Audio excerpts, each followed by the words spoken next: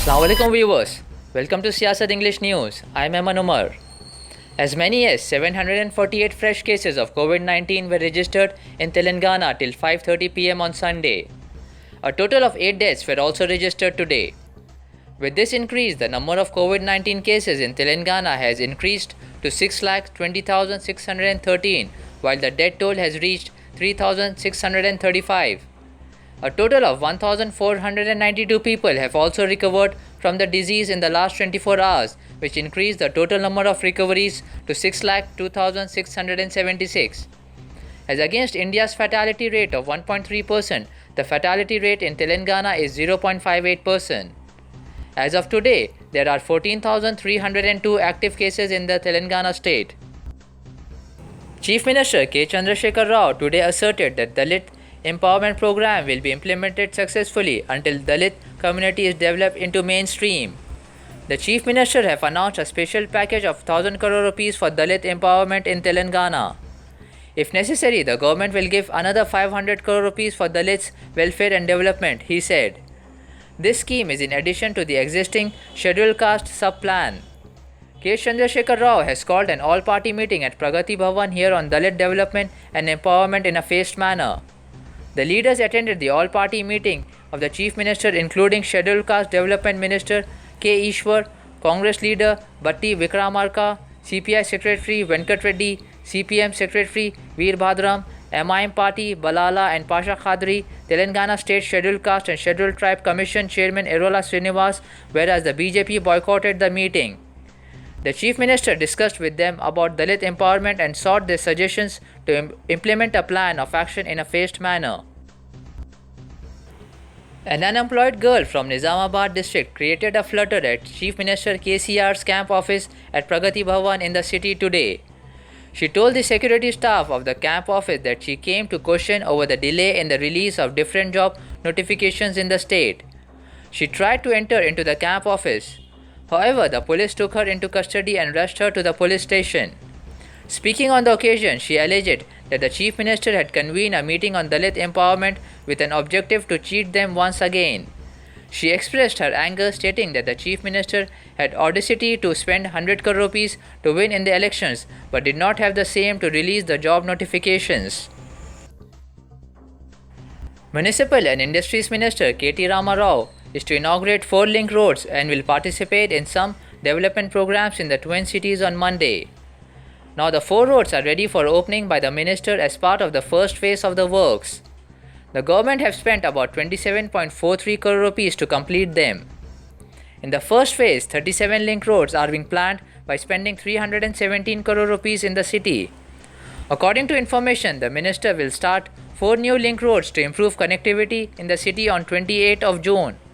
The HMDA, GHMC and officials of other wings made arrangements for the inauguration of these 4 roads.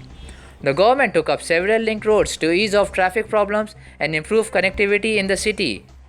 As many as 135 link roads stretching to 126.20 kilometers are planned to complete construction towards easing traffic problems in the city. Making COVID-19 vaccine available for children will be a milestone achievement and pave the way for reopening of schools and resumption of outdoor activities for them, All India Institute of Medical Sciences Chief Dr. Randeep Guleria has said. He said the data of Phase 2 and 3 trial of Bharat Biotech's Covaxin on 2 to 18 years old age group is expected by September. The vaccine can be available for children in India around that time following approval from the drug regulator. If the Pfizer vaccine gets approval before that, then it can also be an option for children. According to a senior government official, pharmaceutical major Zydus Cadila is also likely to soon apply to the Drugs Controller General of India for emergency use authorization for its COVID-19 vaccine Zycov-D, which it claims can be given to both adults and children. Siyasat Daily editor Zaid Ali Khan and Faiz-e-Aam secretary Iftikhar Hussain have made an appeal to philanthropists to help the wife and the 3 daughters of Ashraf Ali, who died after 3 miscreants intentionally crushed him under their car in Kanpur. The bank account number of Ashraf Ali's wife was also included in the article so that the donors can deposit the money directly in her account. By the grace of the Almighty Allah, In a week's time, over 9 lakh rupees were deposited in the bank account of Ashraf Ali's wife. It has to be recollected that Ashraf Ali worked as a battery mechanic in Kanpur. 3 persons had started a fight with him for a minor reason and then crushed him under their car. Similarly, Zahid Ali Khan and Iftikhar Hussain had appealed to philanthropists to help a 17-year-old Faisal's family in Uttar Pradesh. Faisal was beaten to death for selling vegetables in front of his home by the police officials. The bank account of Faisal's parents has been credited with 38 lakh rupees by the people of Hyderabad, readers of Siyasat Daily and the donors of Faiz-e-Aam Trust. Zahid Ali Khan, Iftikhar Hussain and the Siyasat Millat Fund have wholeheartedly appreciated the donors for their generous contributions and said they salute the Hyderabad origin people who have pure intentions of helping other people in grief times.